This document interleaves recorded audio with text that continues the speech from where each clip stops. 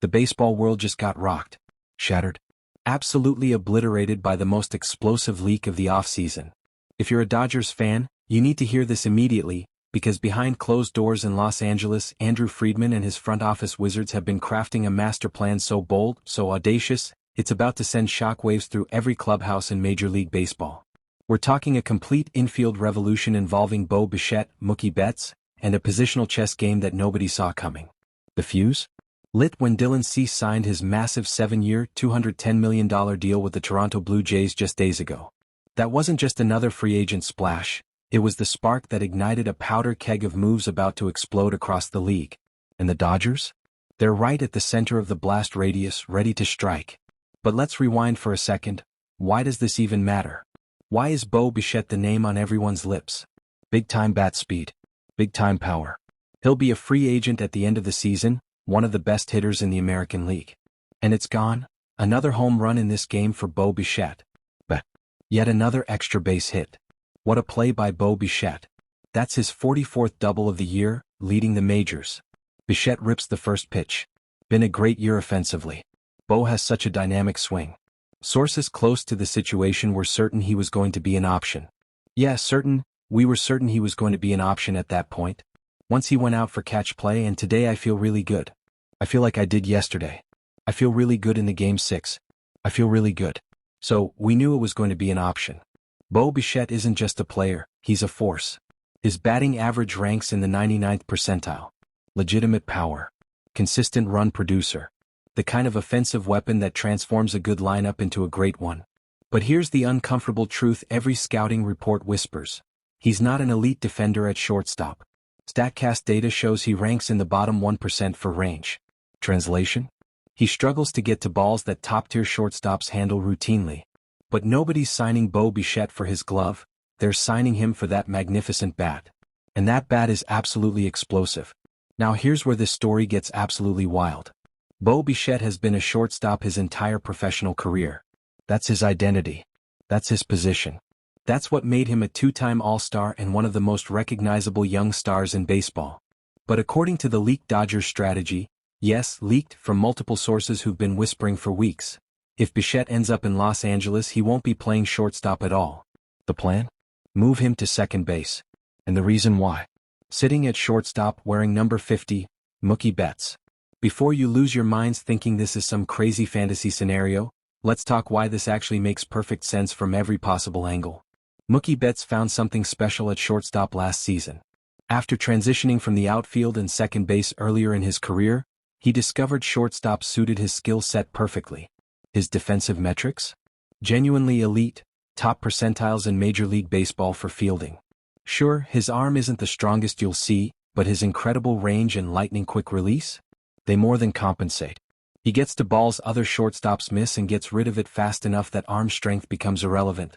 The Dodgers aren't about to mess with success. When you find a future Hall of Famer thriving at a premium defensive position, you don't yank him out because another star becomes available. You get creative. You find solutions. You make it work. And that's exactly what this leaked plan reveals they're prepared to do. But that's not even the wildest part. Bo Bichette at second base isn't some random idea pulled out of thin air. During the World Series, when a lingering knee injury limited his mobility, Bichette played second base for the first time in his major league career. And you know what? He looked pretty good out there. The smaller range requirements of second base actually masked some of his defensive limitations. Because here's the beautiful part of this equation. Nobody is signing Bo Bichette for his glove work. They're signing him for his bat. And that bat is absolutely magnificent. His batting average ranks in the 99th percentile. He brings legitimate power. He's a consistent run producer. He's the kind of offensive weapon that transforms a good lineup into a great one. When you're paying someone $23.3 million annually over 8 years, you're paying for offensive production. And that's exactly what Bichette delivers in spades. The leaked positional chart reveals exactly how the Dodgers envision this dream infield coming together. Freddie Freeman remains the rock at first base, providing his consistent excellence both offensively and defensively. Bo Bichette would slide into second base, giving them that elite bat they desperately need at the position. Mookie Betts stays at shortstop where he's thriving. Max Muncy rotates at third base, managing his playing time while still contributing his power stroke. This isn't just a good infield. This is potentially one of the most offensively explosive infields ever assembled in baseball history. Tommy Edman adds incredible depth as a utility player who can fill in across multiple positions. If Miguel Rojas returns as expected, he provides another veteran option. Andy Pages and the rest of the outfield rotation give them flexibility if they need to shift pieces around. Every angle has been considered. Every scenario has been mapped out. This is the Andrew Friedman special. Meticulous planning meets aggressive execution meets unlimited financial resources. But let's address the elephant in the room, because this is the question everyone's asking. What if Bo Bichette refuses to play second base? What if he demands to stay at shortstop as a condition of any deal? This is where the Dodgers' flexibility becomes their secret weapon. Mookie Betts has an extensive history playing both outfield positions and second base at elite levels. He's proven he can excel wherever you put him. More importantly, he's the ultimate team player who prioritizes winning championships above personal preferences. Would the Dodgers ask Mookie to move if it meant landing Bo Bichette? That's the million-dollar question that nobody outside that front office can answer definitively. But here's what we do know. They absolutely would have that conversation. This organization doesn't make decisions based on ego or stubbornness. They make decisions based on what gives them the best chance to win championships.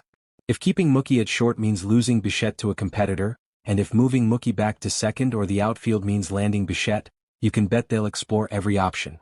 The most realistic scenario, according to sources familiar with the discussions? Bichette would accept the move to second base. Why? Because the opportunity to play for a perennial World Series contender in one of baseball's biggest markets, with unlimited resources and a track record of championship success, is worth a positional adjustment. Plus, as his World Series appearance at second base demonstrated, he's capable of making the transition.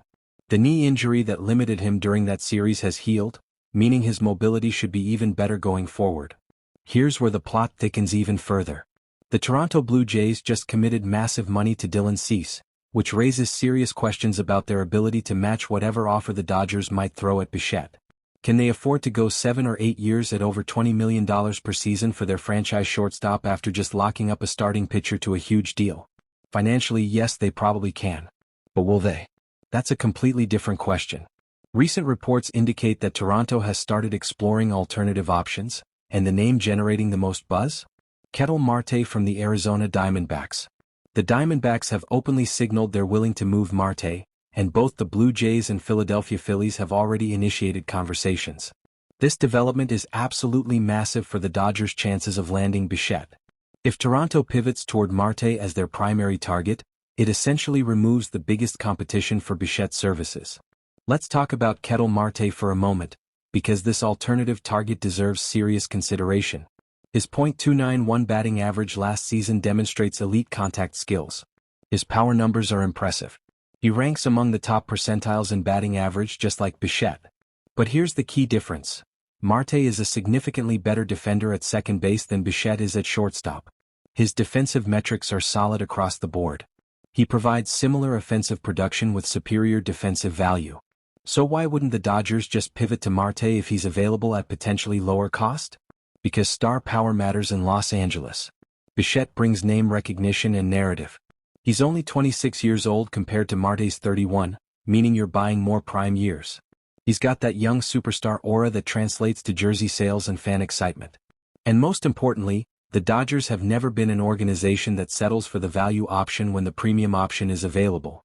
When you have unlimited financial resources like they do, you don't pinch pennies, you get the player you actually want.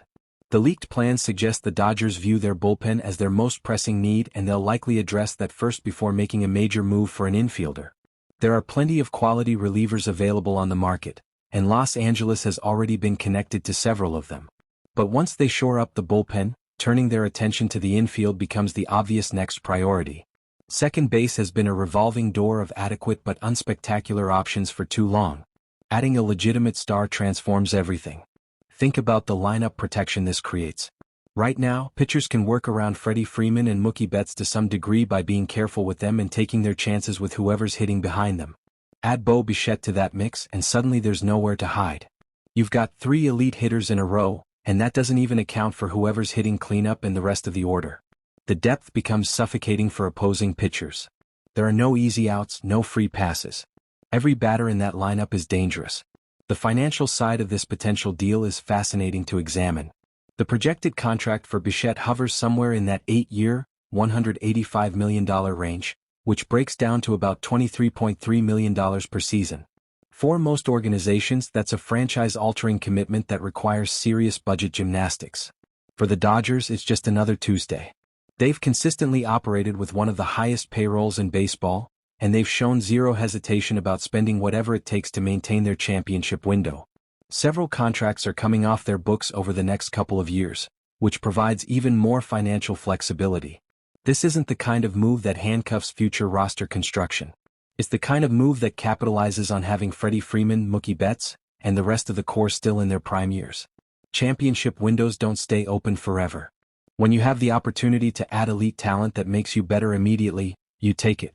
There's also the psychological warfare element that shouldn't be underestimated. If the Dodgers successfully steal Bo Bichette from the Blue Jays, it sends a message to every other organization in baseball: we're still the apex predator in this ecosystem. It demonstrates to future free agents that Los Angeles remains the destination for players who want to win championships while getting paid top dollar in one of the world's most glamorous cities. That reputation matters when you're competing for talent year after year. The timing of when this move might happen is crucial. Free agency operates on momentum and fear of missing out. If the Dodgers wait too long, another team could swoop in with a competitive offer. If Toronto gets their act together and decides they absolutely cannot lose Bichette, they could make a Godfather offer that becomes difficult to turn down. But if Los Angeles strikes quickly before Toronto fully commits one way or the other, they dramatically increase their chances of landing their target. Every indication suggests that Friedman and his staff have been working on this strategy for months. They've scouted Bichette extensively at second base. They've had preliminary conversations with Mookie about positional flexibility just in case. They've run financial projections dozens of times. They've evaluated alternatives like Marte, and they've concluded that Bichette represents the optimal target for maximizing their championship probability over the next several years.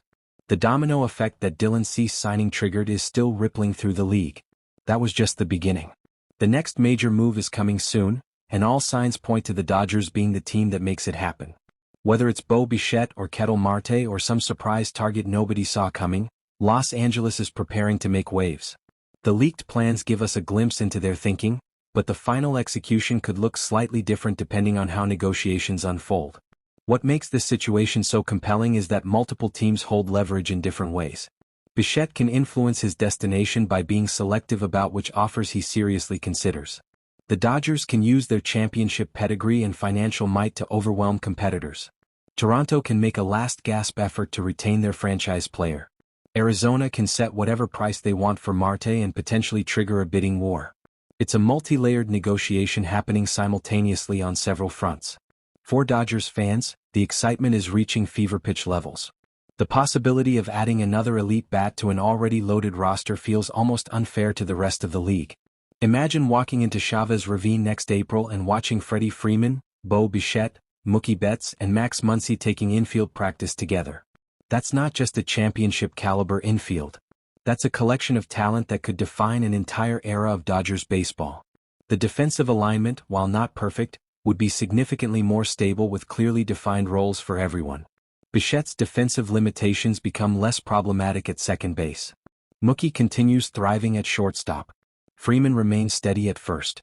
Muncy provides veteran presence at third. The entire infield unit becomes more cohesive simply by putting everyone in positions that maximize their strengths while minimizing their weaknesses. One interesting wrinkle that hasn't been discussed enough is what this means for the rest of the roster construction. If the Dodgers commit big money to Bichette, does that impact their ability to extend other players down the line? Does it affect how aggressive they can be addressing the bullpen? Does it change their approach to the outfield situation? These are all interconnected decisions that front offices have to weigh when making major acquisitions. The answer, at least for an organization with the Dodgers' resources, is that you don't let future concerns prevent you from maximizing the present. You have a window right now with this core group of players. You have financial flexibility even after making a major signing. You have organizational depth to absorb whatever ripple effects occur. You make the move that makes you better today and trust that you'll figure out tomorrow when tomorrow arrives.